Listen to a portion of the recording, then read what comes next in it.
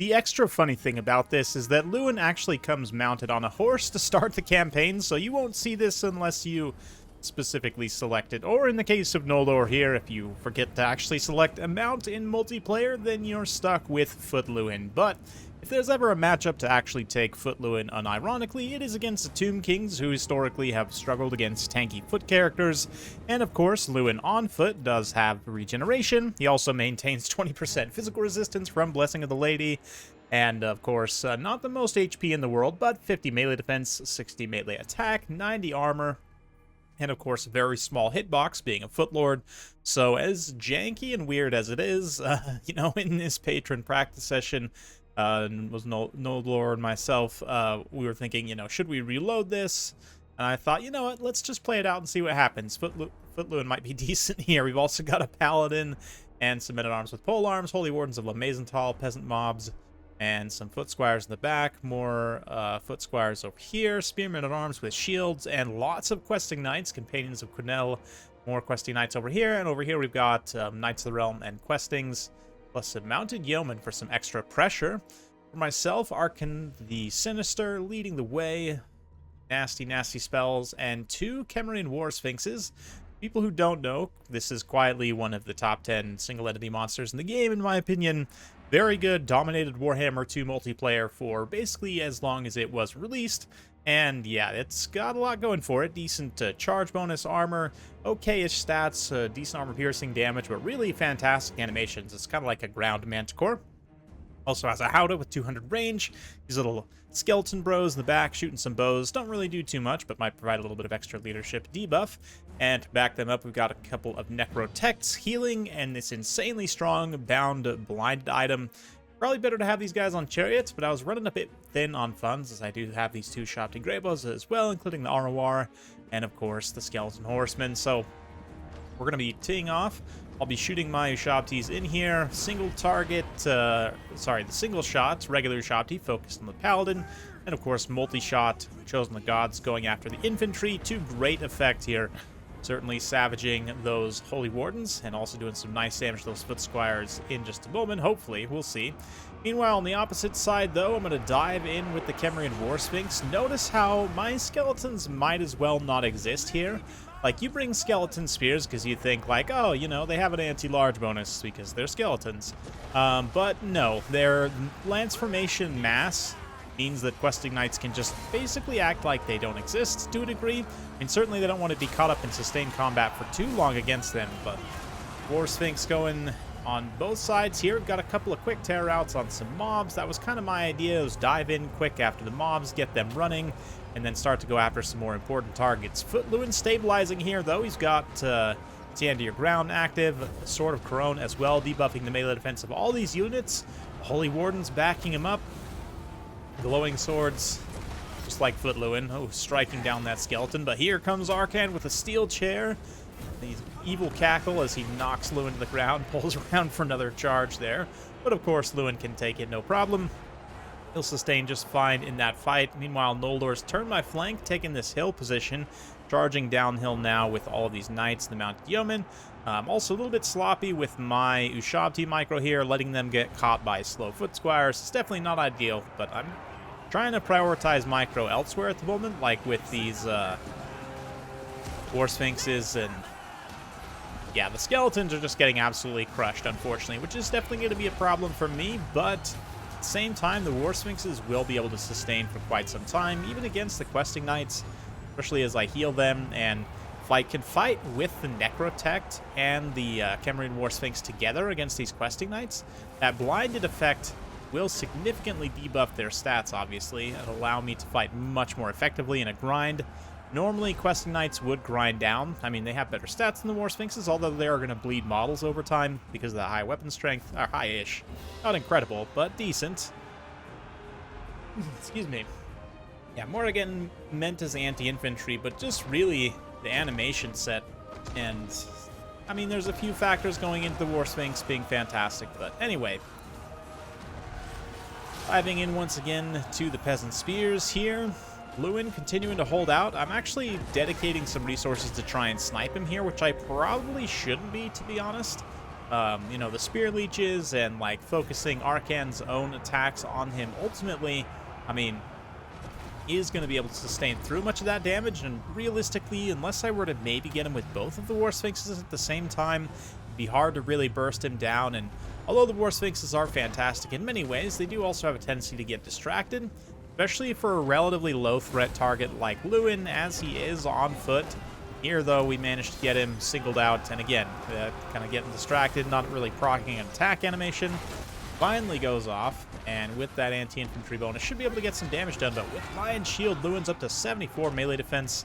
Of course, with Stand Your Ground, Lion Shield also giving him missile and magic resistance. So situationally, if Noldor can get the timing of that right, with Spirit Leech, obviously, he can resist some of the damage, but Louen going down below 50% HP has also got Beloved Son of Bretonnia, which is giving all units map-wide immune to psychology. This is another kind of key component of Louen that people often cut, because if you're taking him on his Hippogriff mount, the named Hippogriff, what is it, Beaky, I think?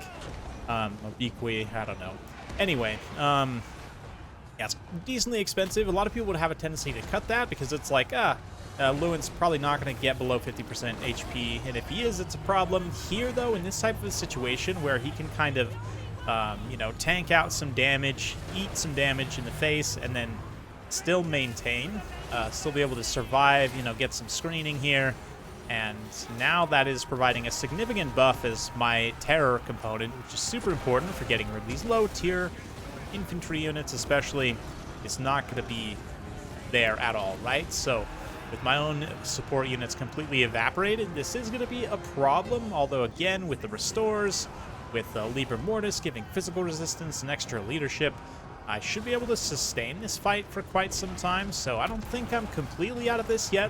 Perhaps with the Necrotechs, and with, yeah, you can see there the effect of that blinded debuff is so strong, especially if the Necrotech is able to hit multiple units at the same time in a big blob like this.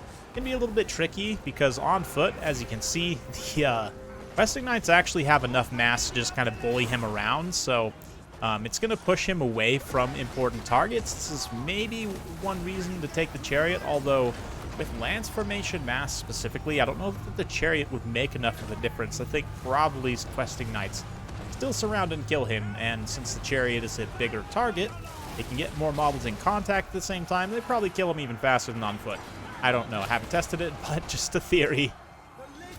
Anyway, the Questing Knights, Foot Squires with their great swords out, all just chipping away armor-piercing damage on these War Sphinxes. One thing about the animations in particular that I did want to make a note of, why they're so good.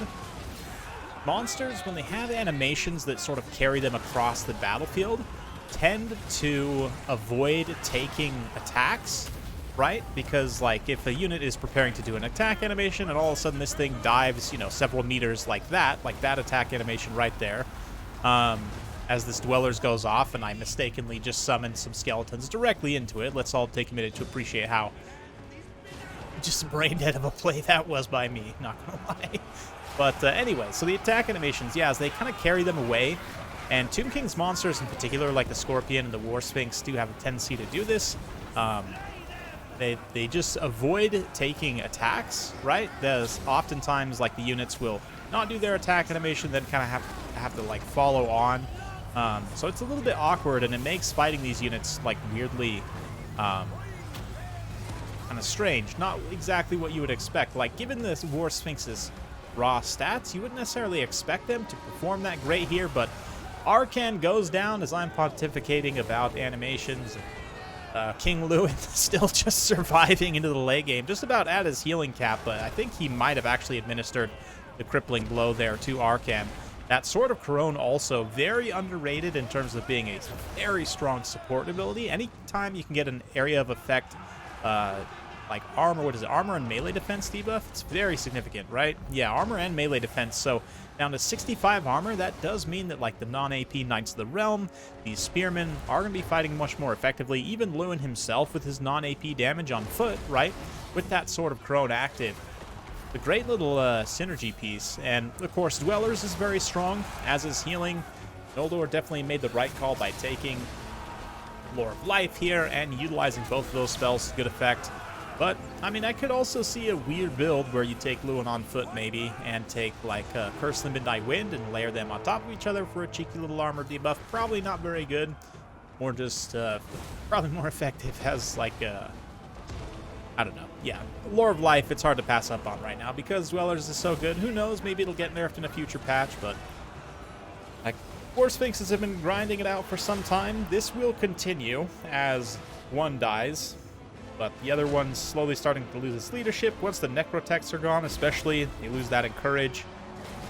And they fall. So, great game to know lore. And I have to say, my build probably wasn't the most sensibly constructed looking at it. Kind of in hindsight, the Bow Shabti really didn't do a lot here, especially against Bretonnian cavalry. They're more of a liability than anything, I think, in this particular build setup. Would have been better to just have more support units for these War Sphinxes. I don't know, maybe some Nekara horsemen, more skeleton horsemen, maybe just some Tomb Guard halberds.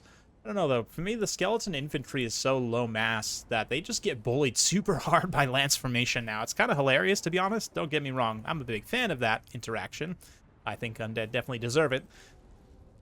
But at the same time, coming from the Tomb King's perspective, if you are planning to play them in this matchup, just be aware that you're not really going to be able to control Bretonnia's cavalry with your infantry in the same way that you would even like the Empire, right? Because of that extra mass from lance formation. And it's really, it's brutal, I have to say. War Sphinxes are still fantastic. Both of them have over 2,000 value for me. Arcan also does a good job. There's a moment in the late game there where I definitely wished I would have had, you know, Purple Sun to cast on that big blob around these two kittens. But anyway, yeah, Shabtis I would cut for something else. The Necrotechs are also interesting. I'm not sure, and they didn't get that much damage value themselves. The support value is probably pretty high, given how strong Blinded is, but I'm still not 100% sold on it. We'll look at their costs here in just a second. Skeleton Horsemen are glorified roadblocks, so I could probably find something better to do with those funds as well. From Louen's side, I mean, he took a lot of damage, managed to survive until the late game, and even got some decent value. We'll also look at his cost in just a second as well. Yeah, Questing Knights, excellent performance from them. Knights of the Realm included in that as well. They're almost Grail Knights in terms of the value that they attained in this battle, right? The Foot Squires also nice support units. I love to see some halberd action. The Men-at-Arms with polearms are some of the most cost-effective halberds in the game, definitely. So, really nice build and play from Noldor there. It makes me proud to see my patrons beat me up like that. So, anyway, let's go ahead and take a look at some character costs real quick. Let's see here. So if we come in here and take a look at Bretonnia first, because that's what everyone loves.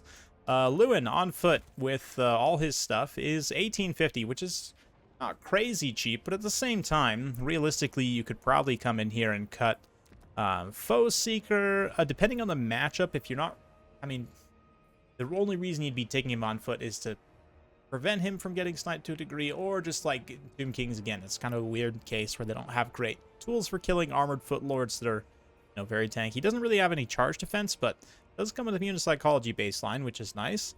Yeah, realistically, cut Foe Seeker, I'm not really sure. The Beloved Son of Bretonnia is kind of funny, and if you do think your opponent might try and focus him, it's probably nice to have, don't get me wrong. Yeah, but maybe I'd go with this kit. 1750 seems pretty realistic. Of course, you could fine-tune this down even further. I mean, if you really went minimalist and just took the heal only and sort of Corone, that's 1,300. You add in, yeah, 1,450. That's, I mean, quite cheap for what you're getting in terms of a tanky support lord. But at the same time, it is a foot lord, so it's not like he can really do that much for you, right?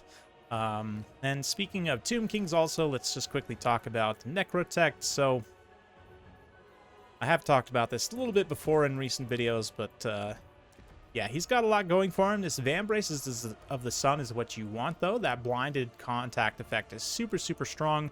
And of course, if you're going to have constructs, you definitely want the heal for them. That's kind of one of the other main reasons to take Necrotechs, right? So 850, I mean, given how much value they got on their own in combat, it was, what, like 500 apiece, which is okay.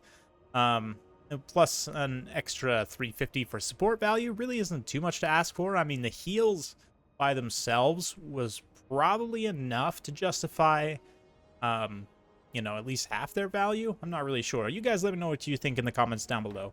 I would say if you bring the chariot, it actually lessens their weapon strength, which is hilarious, but quite a bit more HP. They obviously have mobility, mass, so let's just see here. So 2400 mass, and then Bretonnian cavalry.